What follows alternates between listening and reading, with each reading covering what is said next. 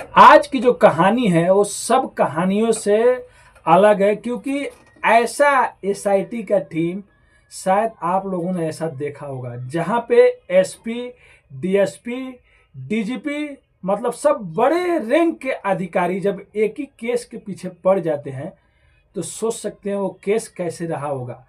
खुद उस राज्य के जो सीएम होते हैं वो भी निर्देश देते हैं, एक घोषणा करते हैं कि इस केस पे अच्छे से जांच हो, और वहाँ के जो ईमानदार और बहुत अच्छे डीजीपी है जिनका नाम प्रणव मोहंती रहता है, उनके निगरानी में ये जांच किया जाएगा और लगभग 20 लोगों का वो टीम बनाया जाता है। जिस कहानी के बारे में मैं आप लोग से बात कर रहा हूँ, ये कहानी कर्नाटक के धर्मशाला से जुड़ी हुई है। आप लोगों ने पहले एक कहानी में जरूर सुना होगा, जो 11 जुलाई को एक आदमी कोर्ट में जाता है और खुद वो अपना जो किया रहता है वो कबूल करता है कि मैं 100 से ज़्यादा लाश को दफनाया हूँ, जिसमें शायद उनका रेप हुआ होगा, मर्डर हुआ होगा, और मैं ये भी बता सकता हूँ कि उनकी लाशें कहाँ पे दबी हुई हैं, लेकिन मेरी जान को भी खतरा है। अगर मुझे प्रोटेक्शन दिया जाए तो मैं गवाही देने के लिए और उस जगह पे लेके जाने के लिए रेडी हूँ, क्योंकि मेरा अंतर आत्मा नहीं मान रहा है। तो वही कहानी का जो एसआईटी टीम गठित किया गया है उसके बारे में मैं आप लोग को बताऊंगा, आखिर इस कहानी में कहां तक क्या पहुंचा और कहानी में कैसा कैसा मोड़ आया है। तो नमस्ते, आदाब, सत श्री अकाल। आज की जो सच्ची घटना मैं आप लोग को सुनाने जा रहा हूं, ये कर्नाटक प्रदेश के धर्मशाला से जुड़ा हुआ है। होता यह है कि यहाँ पे 11 जुलाई को एक आदमी आता है और कोर्ट में जाके खुद कहता है कि मैंने 100 से ज़्यादा लाश को दफनाया है, और वो भी इलीगल तरीके से। मैं अपना जो भी किया वो मानता हूँ, लेकिन जिसमें बड़े बड़े लोग शामिल हैं मैं उनको भी मतलब उनके चेहरा सामने लाना चाहता हूँ, और मैंने जो किया है उसके लिए मुझे आज तक चैन नहीं आया है। और अगर आप लोग मेरे फैमिली को प्रोटेक्शन देंगे तो मैं गवाही देने के लिए उस जगह पर लेके जाने के लिए भी रेडी हूँ। आप लोग फोटो में देख सकते हो उस शख्स को कैसे पुलिस लेके जा रही है, सर से लेके ऊपर तक मतलब पूरा ढका हुआ है। उसके बाद जो वहाँ का जो पुलिस स्टेशन होता है वहाँ पे अब एक से एक और भी मतलब एफआईआर दर्ज होने लगी है।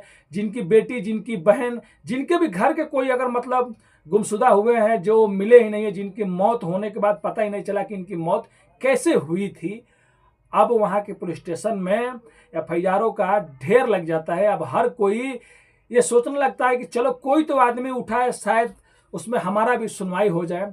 अब वहाँ की जो सरकार होती है कर्नाटक की, उनको झुकना पड़ता है, और सरकार जो होते हैं, जो वहाँ का सीएम होते हैं सिद्धरमैया, वो कहते हैं सैटरडे को दिन कि जो भी इस घटना में शामिल है उनके ऊपर कड़ी से कड़ी कार्रवाई होगी, और इसके लिए एक टीम गठित किया जाता है। और वो भी वैसा टीम बनाएंगे जिसमें धर्मशाला से उस जगह से जुड़ा हुआ कोई भी पुलिस ऑफिसर नहीं होगा, जिससे मतलब इस केस में ढीलापन होगा। उन्हीं पुलिस वालों को लिया गया है जिसका उस जगह से कोई भी लेना देना नहीं है, और जो एकदम बड़े रैंक के अधिकारी हैं, जिनको मतलब जाबाज आप कह सकते हैं, जो अपने काम में इतना निपुण है कि वो हर कोई उनकी सराहना करता है। तो वहाँ के जो डीजीपी होते हैं प्रणव मोहंती, उनको हेड बनाया जाता है, और लगभग हर रैंक, हर जगह से एक एक आदमी को, यानी कि एक एक पुलिस वाले को निकाला जाता है। इसमें डीसीपी भी शामिल है, इंस्पेक्टर भी शामिल है, यहाँ तक कि एसपी भी शामिल है। मतलब सब बड़े रैंक के अधिकारी हैं। जो 20 लोगों का एसआईटी गठित टीम बनाया गया है, अब इस केस का वो लोग जांच करेंगे, और जांच करने के टाइम इन लोग का वहाँ का कोई भी मतलब दूसरा केस नहीं दिया जाएगा, बस इसी केस पे इन लोग का फोकस रहेगा। लेकिन क्या इतना दिन हो गया, 11 जुलाई से आज तक इतना दिन हो गया, तो क्या वहाँ पे कुछ लाशें अगर दबी होंगी, अगर सच्चाई सच होगी तो क्या लाशें वहाँ पे मिलेगी? क्या वहाँ पे अभी भी लाशें होंगी, या जो आरोपी हैं वो वहाँ से लाशें हटा दिए होंगे? लेकिन ये जो टीम बनाया गया है स्पेशल इसके लिए ही बनाया गया है। और ये जो आदमी है जो 11 तारीख को कोर्ट में जाके गवाही देता है, ये बाकायदा ये भी बताया रहता है कि मैंने सबूत भी पेश किया था। वो खुद एक जगह में जाता है धर्मशाला में, और जाने के बाद वहाँ से एक लाश निकालता है, और अपने एक सुप्रीम कोर्ट के एक जो वकील होते हैं उनको भी लाके वो पूरा एविडेंस, जो भी सबूत रहता है वो सब लाके वहाँ पे जमा कर देता है। अगर मुझे कुछ हो गया मेरे मरने के बाद, सुप्रीम कोर्ट के जो वकील है श्री केवी धनंजय सिंह, तो वो सच्चाई को सामने लाएंगे। होता यह है कि एक आदमी होता है जो 1995 में एक जगह में मंदिर जो जगह होता है वहीं पे मतलब जुड़ता है काम वाम करने के लिए, और 2014 तक वो काम करता है। इसके बीच में लगभग 100 से ज़्यादा लाशें उसे दिया जाता है कि तुम दफना दो या जला दो या कुछ भी कर दो। उसके बाद वो 14 से वहाँ से फरार हो जाता है, जब उसके ही घर के एक लड़की के साथ में गलत होता है तो।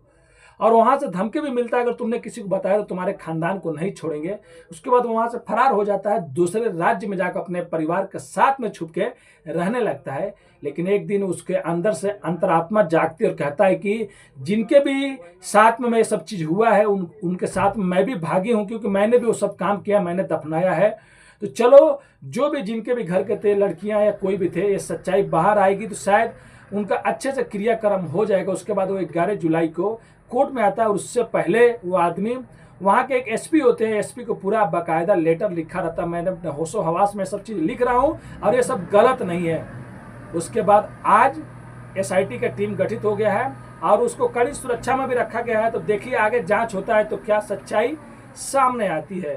तो ये थी, और अगर ये सच्चाई सच होगी, अगर सच में लाशें मिलेंगी, तो आने वाले टाइम में ये हिंदुस्तान का सबसे बड़ा स्कैंडल होगा, मतलब पर्दाफाश होगा, सबसे बड़ा एक गिरोह जो पकड़े जाएंगे। इसमें जो भी वीआईपी या जो भी बड़े अधिकारी, चाहे जो भी लोग भी शामिल होंगे, वो कोई भी बचेगा नहीं यार। कि यहाँ पे 100 से ज़्यादा की लाशें की बात है, किसी के बहन, किसी की बीवी, कोई घूमने गया, कोई कमाने गया, कोई जॉब करने गया, अगर वो लोग भी गायब हो गए होंगे तो कभी वापस नहीं आएंगे, तो उन लोग के घर पे क्या बीतता होगा। तो इस केस की अच्छे से जांच होगी। और ये कहानी सुनाने का उद्देश्य किसी का भी दिल दुखाना नहीं है, बस आप लोग को जागरूक और सचेत करना है। कहीं भी जाएं तो सेफ रहें और बहुत जल्दी किसी पे विश्वास नहीं करें। और देख सकते हैं शाम हो गया है, उसके लिए आपका भाई जल्दी जल्दी वीडियो बना रहा है। तो शायद मेरा चेहरा भी नज़र नहीं आ रहा होगा, क्योंकि मेरे मोबाइल का कैमरा ऑफ हो जाता है वीडियो बनाने के टाइम।